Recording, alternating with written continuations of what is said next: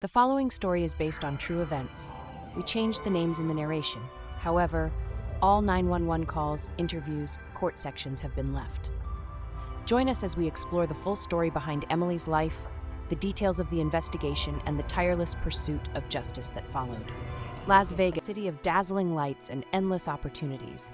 Here, dreams are made and sometimes nightmares come to life.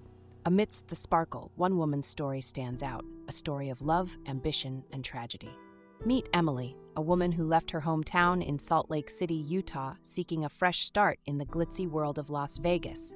Known for her radiant smile and vibrant personality, Emily quickly became a favorite at one of the city's top casinos.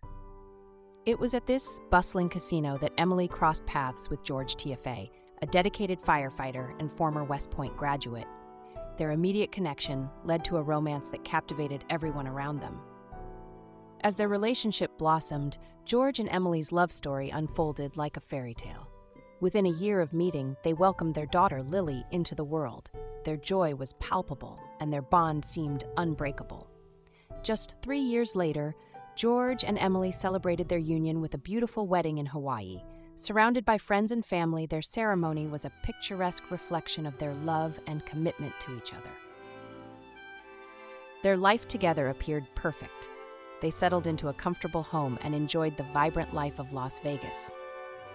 Emily continued to excel in her role at the casino, earning praise from colleagues and patrons alike.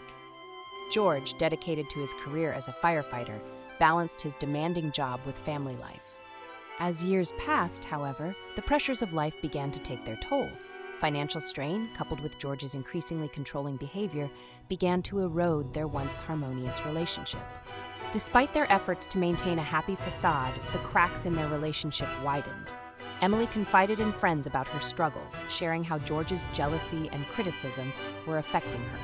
The once joyful home was now marked by constant tension and emotional strain. In the fall of 2012, Emily's life took a tragic turn. A burglary at their home left Emily shaken. Items were stolen, and the scene was marked by unsettling evidence, including the strange disappearance of her wedding ring and a pair of bathing suit bottoms, while a pair of boxer shorts was inexplicably left behind. The burglary seemed to foreshadow darker events to come. Just weeks later, on the morning of September 29th, Emily was brutally attacked in her own home. The assault was ferocious and violent, leaving her with severe injuries and ultimately leading to her death. The discovery of Emily's body came in a moment of shocking and heartbreaking clarity. George arrived at the house with their daughter, Lily, and made a frantic 911 call that would become a haunting piece of the investigation. 911 emergency. I think I need to report a break-in and a murder. My wife is on the floor, bloody, stiff, not moving. When's the last time you saw her? All right, you're good. Take a deep breath. I'm a fireman. I was at work yesterday, so I saw her about 36 hours ago, I guess. In the 911 call, George is heard desperately seeking help, his voice trembling with shock and disbelief as he reports finding Emily's body.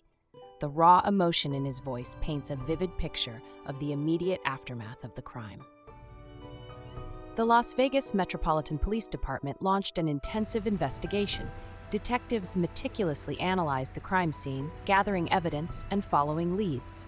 Forensic teams combed through DNA, fingerprints, and other crucial details. Detectives Dan Long and Terry Miller were assigned to lead the case. With years of experience solving complex homicides, they meticulously examined every detail of the crime scene.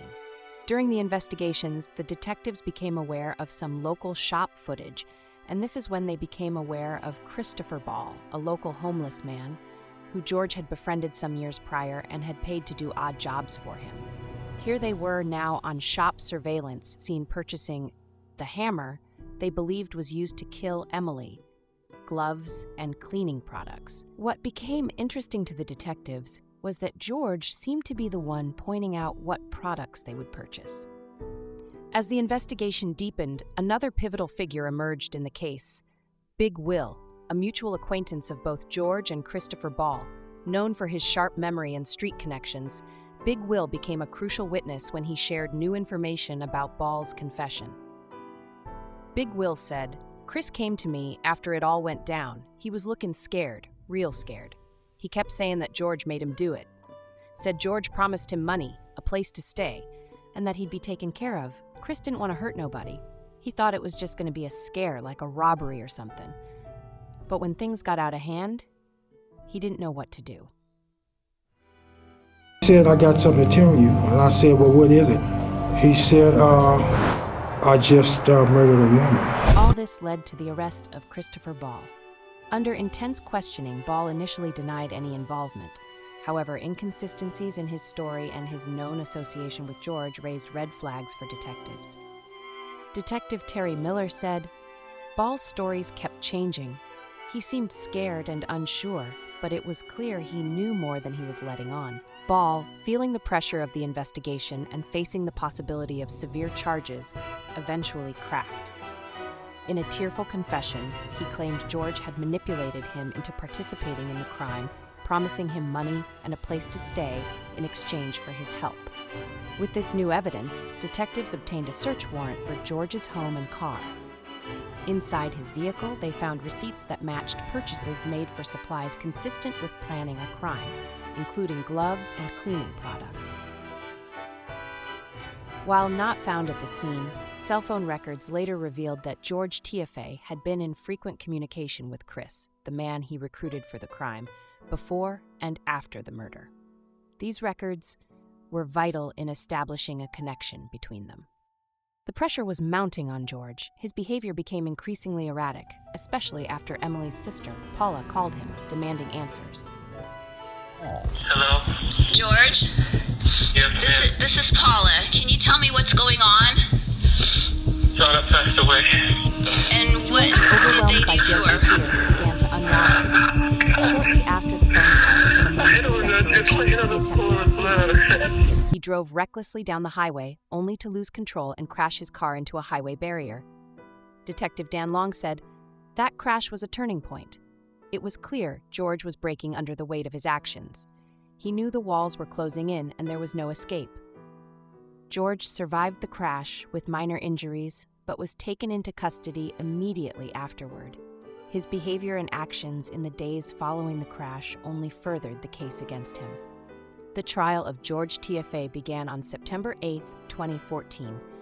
During the trial, evidence such as phone records, surveillance footage, witness testimonies, and the confession of his accomplice, Christopher Ball, was presented.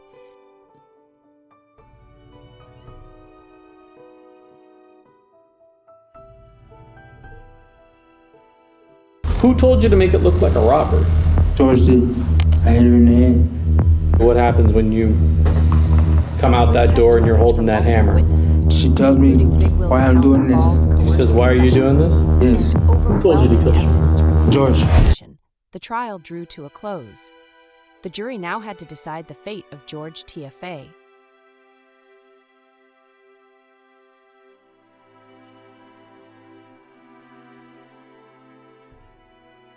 The judge says, in the matter of George Tiafe, the jury finds the defendant guilty of first-degree murder. George Tiafe was found guilty of first-degree murder. The jury concluded that he orchestrated the brutal attack on Emily with premeditation and malicious intent. He was sentenced to life in prison without the possibility of parole.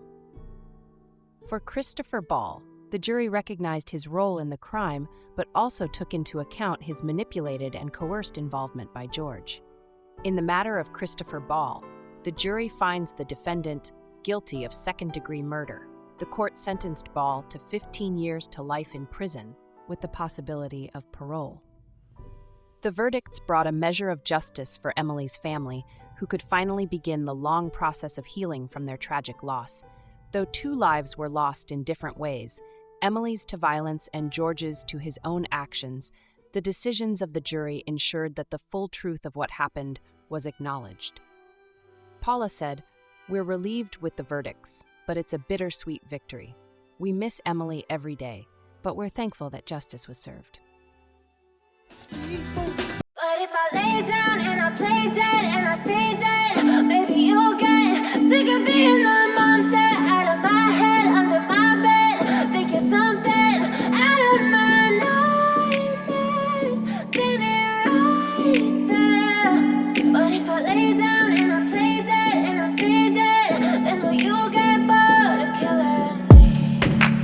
Silhouettes of you are like a taunt. Never really know just what you want.